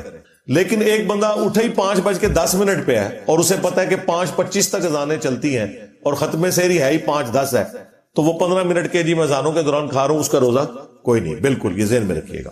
تو وہ اس حدیث کو غلط لوگوں نے یوز کیا, وہ ٹرانزیشن پیریڈ کے لیے تھا. جس طرح بخاری مسلم میں ہے کہ جس نے طلوع آفتاب سے پہلے فجر کی 1 رکعت پا لی, اس نے فجر کی نماز پا لی, اگرچہ 1 رکعت اس کی اس ٹرانزیشن پیریڈ میں ہے کہ سورج نکل رہا ہے, غروب وقت ہے, لیکن پھر بھی اس کی نماز ہو جائے گی. اس طریقے سے اسی حدیث میں ہے جس نے غروب آفتاب سے پہلے عصر کی 1 رکعت پا لی, اس نے عصر کی نماز پا لی, اگرچہ اس کی 3 رکعتیں مغرب کے وقت میں. تو یہ ٹرانزیشن پیریڈ کی بات ہو رہی ہے, یہ ذہن میں رکھیے گا. اور یہ بھی اس شخص کے لیے ہے جو شخص اس سے پہلے سحری شروع کر چکا تھا, کسی مجبوری کی وجہ سے وہ لیٹ اٹھا تھا. لیکن اگر کوئی شخص اٹھا ہی ایسے وقت میں ہے کہ ختم سحری ہو چکی ہے, اس کے لیے یہ نہیں ہے, یہ ذہن میں رکھیے گا. اس کی مرضی ہے, ٹھیک ہے, وہ 8 پیرا روزہ رکھنا چاہتا ہے رکھ لے, ادر وائز چھوڑنا چاہتا ہے چھوڑ دے, بعد میں 1 روزے کی قضا دے دے اگر اسے یہ خدشہ ہے کہ میں کھائے پیے بغیر روزہ چلا نہیں سکوں گا. بخاری مسلم میں حدیث ہے کہ جب حضرت بلال اذان دیں تو تم کھانا پینا ترک نہ کرو, کیونکہ وہ لوگوں کو اٹھانے کے لیے اذان دیتے ہیں, اور جب عبداللہ ابن ام مکتوم اذان دیں تو تم فوراً کھانا پینا ترک کر دو, کیونکہ وہ ایک نابینا شخص ہے, جب تک انہیں کوئی یہ نہ بتائے کہ طلوع فجر ہو چکی ہے, یعنی ختم سحری کا وقت ہو گیا ہے, اس وقت تک وہ اذان نہیں دیتے. تو جیسے ہی وہ اذان دیں فوراً کھانا پینا چھوڑ دو. اس زمانے میں اذان کے ذریعے بتایا جاتا تھا کہ ختم سحری ہو چکی ہے, تو ظاہر ہے کہ وہ اتنا ایکوریٹ تو نہیں ہوتا ہوگا جتنا آج کل ہے. آج کل تو ہم سیکنڈز تک بتا سکتے ہیں, لہذا ان کے اوپر تو وہ والی گرفت اس انداز میں نہیں ہو سکتی. لیکن آج ہمیں پوری کی پوری کیلکولیشنز پتہ ہے, لیٹ لانگ کے ذریعے عام سافٹ ویئرز کے اندر بھی 1.5-2 لاکھ شہروں کے نمازوں کے ٹائم اور سحری اور افطاری کے ٹائم لکھے ہوتے ہیں. ظاہر ہے وہ نمازوں والی ٹائم ہے نا, فجر کا وقت جب داخل ہوتا ہے وہ ختم سحری ہے, اور جب مغرب کا وقت شروع ہوتا ہے وہ غروب آفتاب ہے, وہاں پہ آپ نے روزہ کھولنا ہے. لہذا آج کے دور میں تو ایز سچ یہ کوئی مسئلہ نہیں رہا. مسئلہ نمبر 3, اگر کوئی شخص غلطی سے مغرب سے پہلے روزہ کھول لے تو اس کا روزہ باطل ہو جائے گا, بعد میں 1 روزے کی وہ قضا دے گا. صحیح بخاری میں آتا ہے کہ نبی الاسلام کے زمانے میں کافی گہرے بادل آگے مغرب میں, تو اس وقت تو گھڑیوں والا سلسلہ ہی نہیں تھا. تو اسما بنت ابی بکر کہتی ہیں کہ ہم نے روزہ کھول لیا اور بعد میں سورج نکل آیا. اس زمانے میں علم غیب نہیں تھا ہوتا اصل میں. ہاں, آپ کو انہوں نے کہانی کروائی ہوئی ہے جی, کوئی بڑے سے بڑا غوث قطب ابدال بھی ہو, وہ ایک صحابی کے گھوڑے کے قدموں کی ہاک نہیں ہے, اور غوث قطب ابدال تو پوری کائنات کو اس طرح دیکھ رہے ہیں جیسے ہتھیلی کے اوپر دانا. یار میں صحابہ کرام کی حضرت ابوبکر کی بیٹی کی بات کر رہا ہوں, ٹھیک ہے, جو صحابی ہیں, حضرت زبیر کی بیوی ہیں, عبداللہ ابن زبیر کی والدہ ہیں, وہ کہہ رہی ہیں کہ ہم نے روزہ کھولا اور بعد میں سورج نکل آیا. تو وہ عبداللہ ابن زبیر کا جو چھوٹا بھائی ہے عروہ ابن زبیر, ان کے بیٹے تھے ہشام, وہ یہ روایت بیان کر رہے تھے. تو وہ ہشام بن عروہ سے کسی نے پوچھا کہ جب سورج نکل آیا تھا تو پھر وہ روزے کا کیا بنا؟ تو انہوں نے کہا روزے کی قضا دی تھی, اس کے سوا تو کوئی چارہ ہی نہیں تھا. لیکن دیکھیں آج یہ نہیں ہو سکتا. میں کہتا ہوں جی گپ اندھیرا چھا جائے اور غروب آفتاب کا ٹائم آپ کی گھڑی بتا رہی ہے 6:20, ہمارا بچہ بھی روزہ نہیں کھولے گا, جو مرضی ہو جائے. وہ کہے گا جی یہ تو سورج نکل آئے گا. یہ سائنس کی برکات میں آپ کو بتا رہا ہوں کہ آج کل دین کو پریکٹس کرنا کتنا آسان ہے. یہ غلطی کے چانس ہی ختم ہو گئے. تو اس سے یہ بات پتہ چل گئی کہ اگر کوئی شخص اس طریقے سے غلطی کر بیٹھے تو وہ بھول چوک اس کی معاف نہیں ہوگی, اس کا روزہ اسٹیبلش ہی نہیں ہوگا اس کیس کے اندر. مسئلہ نمبر 4 کہ اگر کوئی شخص بھول کر کھا پی لے, یعنی اسے یہ یاد نہیں رہا کہ اس کا روزہ تھا, تو اب اس کا حکم ڈیفرنٹ ہے. وہ بخاری مسلم میں حدیث ہے, جو شخص بھول کر کھا پی لے تو اسے اللہ نے کھلایا اور پلایا ہے, اس کا روزہ اس سے ضائع نہیں ہوگا. لیکن جیسے ہی اسے یاد آئے گا وہ جو منہ میں بھی لقمہ ہے وہ باہر پھینکنا ہوگا. یہ نہیں ہے کہ آپ بوٹی رکھی ہوئی ہے تو چلو, نہیں, اس ایک لمحے میں جیسے ہی آپ کو پتا چلا تو اس کو بھی آپ نے منہ والی غذا کو بھی باہر نکالنا ہوگا. اگر اسے آپ نے اندر کر لیا پھر روزہ گیا, کیونکہ اب آپ کو پتا چل گیا. اسی طریقے سے اسی میں امپلائڈ ہے, اگر کوئی میاں بیوی کا تعلق اس اعتبار سے قائم ہو گیا, ویسے تو یہ بہت دور کی بات ہے, لیکن چونکہ ہمیں سوال پوچھا جاتا ہے, ہماری مجبوری ہے کہ ہم بتائیں کہ وہ بھی پھر روزہ اس کا اس اعتبار سے باطل نہیں ہوگا اگر بھول کر کوئی ایسا معاملہ ہوا. مسئلہ نمبر 5, مردوں کے لیے اگر نائٹ فال والا ایشو ہو جائے, احتلام ہو جائے روزے کی حالت میں, تو کیا اس کا روزہ ٹوٹ جائے گا؟ نہیں, اس کا روزہ نہیں ٹوٹے گا, کیونکہ یہ تو اس کے اختیار میں نہیں ہے. لہذا نائٹ فال کے کیس میں روزہ نہیں ٹوٹتا. مسئلہ نمبر 6 وہ ہے کہ اگر عورت کے مینسز شروع ہو جائے, یعنی وہ پیریڈ شروع ہو جائے, تو کیا اس کا روزہ ٹوٹ جائے گا؟ جی, اس کا روزہ ٹوٹ جائے گا. اس کی وجہ یہ ہے کہ بخاری مسلم میں حدیث ہے, عائشہ سلام اللہ علیہا کہتی ہیں کہ نبی الاسلام ہمیں حالت حیض میں چھوڑے ہوئے جو روزے ہیں ان کی قضاء کا بعد میں حکم دیتے تھے, اور نمازوں کی قضاء کا حکم نہیں دیتے تھے. یعنی پیریڈز میں جو نمازیں چھوٹتی ہیں وہ ظاہر مشکل کام ہے, پھر وہ 35 نمازیں بن جائیں گی, وہ اللہ تعالیٰ نے عورتوں سے معاف کر دی ہیں, لیکن روزوں کی معافی نہیں ہے, وہ آپ نے بعد میں قضاء دینی ہے. لہذا اگر غروب آفتاب سے 1 منٹ پہلے بھی اگر کسی کے ساتھ پیریڈز والا ایشو ہو گیا تو وہ والا اس کا روزہ اسی وقت ختم ہو جائے گا. لیکن ظاہر ہے کہ پھر وہ لوگوں کے سامنے کھانے پینے کی تو ضرورت نہیں ہے, عورتوں کو پتا ہوتا ہے, وہ پردے سے اپنے معاملات کو لے کے چل رہی ہوتی ہیں. مسئلہ نمبر 7, کیا جنوبی شخص جس پہ غسل فرض ہو وہ روزہ رکھ سکتا ہے؟ بالکل رکھ سکتا ہے. بخاری اور مسلم دونوں میں حدیث ہے, اما عائشہ سلام اللہ علیہا کہتی ہیں کہ نبی علیہ السلام حالت جنابت میں ہوتے تھے, احتلام کی وجہ سے نہیں, کسی اور وجہ سے. وہ انہوں نے پردے میں بات کی میاں بیوی کے تعلق کے پوائنٹ آف ویو سے. تو نبی علیہ السلام روزہ رکھ لیا کرتے تھے اور پھر طلوع فجر کے بعد غسل اتارا کرتے تھے. یعنی آپ اگر اٹھے ہیں سپوز 4:45 بجے اور آپ کو پتا ہے 5:10 پہ ختم ساری ہے, اگر میں غسل کرنے گیا تو میری ساری رہ جائے گی, تو کوئی ضرورت نہیں غسل کرنے کی, تسلی سے سحری کریں, اس کے بعد آپ غسل اتاریں. جنبی شخص روزہ رکھ سکتا ہے. اسی میں وہ امپلائڈ ہو گیا مسئلہ جو میں نے پہلے بیان کیا تھا کہ اگر کوئی شخص جنبی ہے تو جنبی ہونا اس کے روزے کو نہیں توڑے گا, کیونکہ جنبی جب روزہ رکھ سکتا ہے اور روزے کے دوران کوئی جنبی ہو گیا نائٹ فال کی وجہ سے, تو پھر اس کا روزہ نہیں ٹوٹے گا. البتہ اگر کوئی جان بوجھ کے ایسا معاملہ کرتا ہے, خواہ وہ ازدواجی تعلق کا ہو یا کوئی انفیئر مینز کو یوز کرے, میں وہ انورٹڈ کامز میں ایک ذرا پردے میں گفتگو کر رہا ہوں, دونوں صورتوں میں اس کا روزہ پھر چلا جائے گا, سیدھی سی بات ہے. مسئلہ نمبر 8, روزہ کن کاموں سے ٹوٹتا ہے؟ یہ تو کچھ ہم نے ڈسکس کر لیے, انہیں سم اپ کر لیں. نمبر 1, جان بوجھ کر کھانے پینے سے روزہ ٹوٹ جائے گا. نمبر 2, جان بوجھ کر میاں بیوی کا تعلق قائم کرنا, وہ روزہ توڑ دے گا. اور نمبر 3, وہ اسپیسیفکلی عورتوں کے لیے ہے کہ جب ان کے پیریڈ شروع ہوں گے آٹومیٹکلی ان کا وہ روزہ ٹوٹ جائے گا, لیکن وہ روزہ بعد میں قضا کریں گے, یہ وہ گناہ والے زمرے میں نہیں آئے گا. اور نمبر 4, اگر کوئی شخص غلط طریقے سے, یعنی مردوں کے لیے میں بات کر رہا ہوں, مسٹربیشن والا ایشو کرتے ہیں تو ان کا روزہ بھی ٹوٹ جائے گا.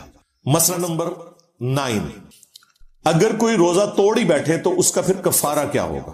تو وہ بخاری اور مسلم میں رپورٹ ہوا ہے کہ اگر کوئی شخص میاں بیوی کے ازدواجی تعلق کی وجہ سے روزہ توڑ بیٹھا ہے تو اس کا تو بڑا سخت کفارہ ہے. ایک غلام کو آزاد کرے گا, جو آج کل آبسلیٹ ہو چکے ہیں, اب تو غلام نہیں ملتے. ادروائز 60 روزے رکھے گا. 60 روزے نہیں رکھ سکتا اور وہ بھی مسلسل رکھنے, تو 60 مساکین کو کھانا کھلائے گا. اور ظاہر ہے یہ اس کے لیے جو بیچارہ افورڈ کر سکتا ہے, جو نہیں کر سکتا صرف توبہ کر لے کافی ہے. تو یہ کفارہ, اس کے اوپر امام بخاری نے باب باندھا ہے کہ اگر میاں بیوی کے تعلق کی وجہ سے روزہ ٹوٹے تو اس کا یہ کفارہ ہے. بیسیکلی امام بخاری نے حنفیوں کا رد کیا. حنفی ہر مسئلے میں جس میں آپ روزے کو توڑ دیں گے وہ یہی کفارہ بتاتے ہیں. یعنی اگر کوئی جان بوجھ کے کھا پی لے نا تو کہتے ہیں وہ بھی 60 روزے رکھے گا, جبکہ یہ کفارہ صرف اس معاملے میں تھا. اور میرا موقف بھی امام بخاری کے ساتھ ہے. کھا پی کر روزہ توڑنا اور اس طریقے سے توڑنا زمین و آسمان کا فرق ہے, اس میں پلنٹی واقعی ہونی چاہیے. اس میں تو چلے کوئی کسی کے ساتھ کوئی ایسا مسئلہ ہو سکتا ہے, کوئی مجبوری ہو گئی, کسی کے اوپر کمزوری طاری ہوگی, اسے روزہ توڑنا پڑ گیا, اور مجبوری میں تو خیر ویسے بھی الاؤ ہے, اس کی سزا وہ نہیں ہوگی. جان بوجھ کر کوئی کھا پی لے تو اس کے بارے میں قرآن و سنت خاموش ہے کہ وہ کفارہ کیا ادا کرے گا. البتہ المصنف ابن ابی شیبہ میں سعید ابن جبیر تابعی اور سعید ابن مسیب تابعی کے اقوال ملتے ہیں کہ اگر کوئی شخص جان بوجھ کر کھا پی کر روزہ توڑ لے تو وہ توبہ کرے گا اور تھوڑا بہت اللہ کی راہ میں صدقہ اور خیرات کر دے جو اس کی توفیق ہے، اور اس کے بعد بدلے میں ایک روزہ رکھ لے، اسے وہ 60 روزوں والا جو پلنٹی والا معاملہ ہے اسے وہ نہیں کرنا پڑے گا، اس کا یہ معاملہ ریزالو ہو جائے گا۔ اور یہ مسئلہ نمبر 10 تھا جو میں نے بیان کر دیا، چونکہ یہ آپس میں جڑے ہوئے تھے کہ کھا پی کر روزہ توڑنے کا کفارہ ڈیفرنٹ ہے اور ازدواجی تعلق والا کفارہ ڈیفرنٹ ہے، اور اس میں اب اجتہادی مسئلہ ہو جائے گا کہ اگر کسی نے ماسٹربیشن کے ذریعے روزہ توڑا ہے تو اس کے اوپر 60 روزوں والا تو حکم لگانا ایک بہت ایکسٹریم ہے، اس کے لیے بھی صرف توبہ اور ایک روزے کا کفارہ بعد میں ادا کرنا ہوگا۔ مسئلہ نمبر 11، روزے کی قضا کب تک کر سکتے ہیں، یعنی اگلا رمضان آنے سے پہلے کب کرنی ہے؟ تو اس کے بارے میں بخاری اور مسلم دونوں میں حدیث ہے۔ عائشہ سلام اللہ علیہا کہتی ہیں کہ میں اپنے جو پیریڈز کے روزے چھوٹ جاتے تھے رمضان کے، میں ان کی قضا شعبان کے مہینے میں دیا کرتی تھی، جو اگلا شعبان آنے والا ہے، یعنی اگلے رمضان سے پہلے جو شعبان کا مہینہ تھا اس میں عائشہ کہتی ہیں کہ میں قضا دیا کرتی تھی، اور اس کی ریزن یہ تھی، انہوں نے خود بیان کر دی، نبی علیہ السلام کی مشغولیت کی وجہ سے، چونکہ بخاری مسلم میں ہے کہ کوئی عورت نفلی روزہ بھی اپنے خاوند کی اجازت کے بغیر نہیں رکھ سکتی، چونکہ نبی علیہ السلام بخاری مسلم میں رپورٹ ہوا ہے کہ شعبان کا پورا مہینہ روزہ رکھا کرتے تھے۔ تو عائشہ کہتی ہیں مجھے پتا ہوتا تھا کہ حضور روزے سے ہیں تو مجھے آپ سے اجازت کی بھی ضرورت نہیں ہے، تو میں اپنے ان 7 روزے جو بنتے تھے یا جو بھی بنتے تھے ان کی قضا دے لیا کرتی تھی۔ اس سے یہ پتا چل گیا کہ پورے سال میں کسی بھی وقت آپ روزوں کی قضا کر سکتے ہیں۔ بعض لوگ شوال کے 6 روزوں کے اندر ڈبل نیت کر لیتے ہیں، اس طرح نہیں ہوگا بھائی، ہاں یہ ہو ہی نہیں سکتا کہ آپ نے نوٹوں کے کیس میں، مال کے کیس میں تو یہ نہیں کرتے کہ ڈبل نیت کر لیں، تو وہ نفلی روزے الگ سے رکھنے ہوں گے، یہ قضا روزے الگ سے۔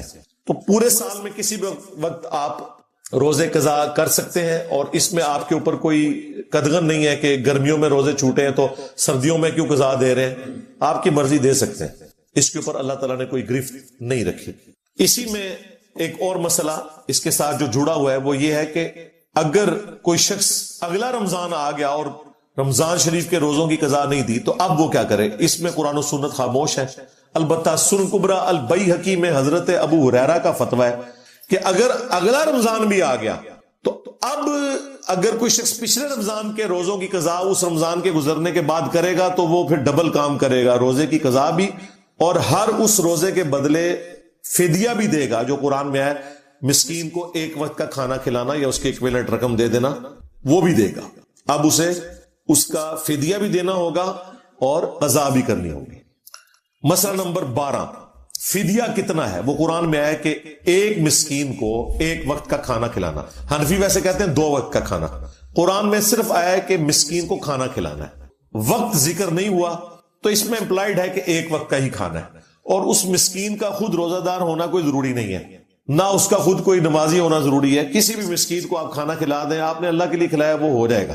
اور یہ بھی آپ کر سکتے ہیں کہ ایک سے زیادہ روزے ہیں تو مختلف مساکین کو جمع کر کے کھانا کھلا دیں یا روزانہ کے اعتبار سے، لیکن قرآن میں آیا کہ آپ نے وہ کھانا جو آپ خود اوسطاً استعمال کرتے ہیں نا، وہ والا کھانا آپ نے کھلانا ہے۔ وہ آپ کھانا بھی کھلا سکتے ہیں، ہنڈیا میں سے ایک بندے کا سالن شام کے وقت اور ساتھ 2 روٹیاں جو بھی مانگنے والا آئے اس کو دے دیا تو وہ ہو گیا، کسی غریب کے گھر بھجوا دیا، یا اس کے ایکویلنٹ آپ کوئی رقم بھی بھجوا سکتے ہیں، وہ آپ کو اللہ تعالیٰ نے اس حوالے سے آسانی دی ہوئی ہے۔ بخاری میں تو آتا ہے کہ انس بن مالک جب بوڑھے ہو گئے تھے نا تو وہ روزے نہیں رکھ سکتے تھے، 100+ ان کی ایج ہو گئی تھی، تو وہ مساکین کو اپنے گھر بلا کر گوشت کے ساتھ کھانا کھلایا کرتے تھے، یعنی اعلیٰ درجے کا کھانا کھلاتے تھے کہ میں اللہ کی راہ میں خیرات کر رہا ہوں، اس لیے اعلیٰ درجے کا کھانا میں دوں گا۔ اور پھر وہ آیت پڑھتے تھے قرآن حکیم کی سورۃ البقرہ کی کہ وہ لوگ جو مشکل سے روزہ رکھنے کے اوپر قادر ہیں تو وہ فدیہ دے سکتے ہیں مساکین کو۔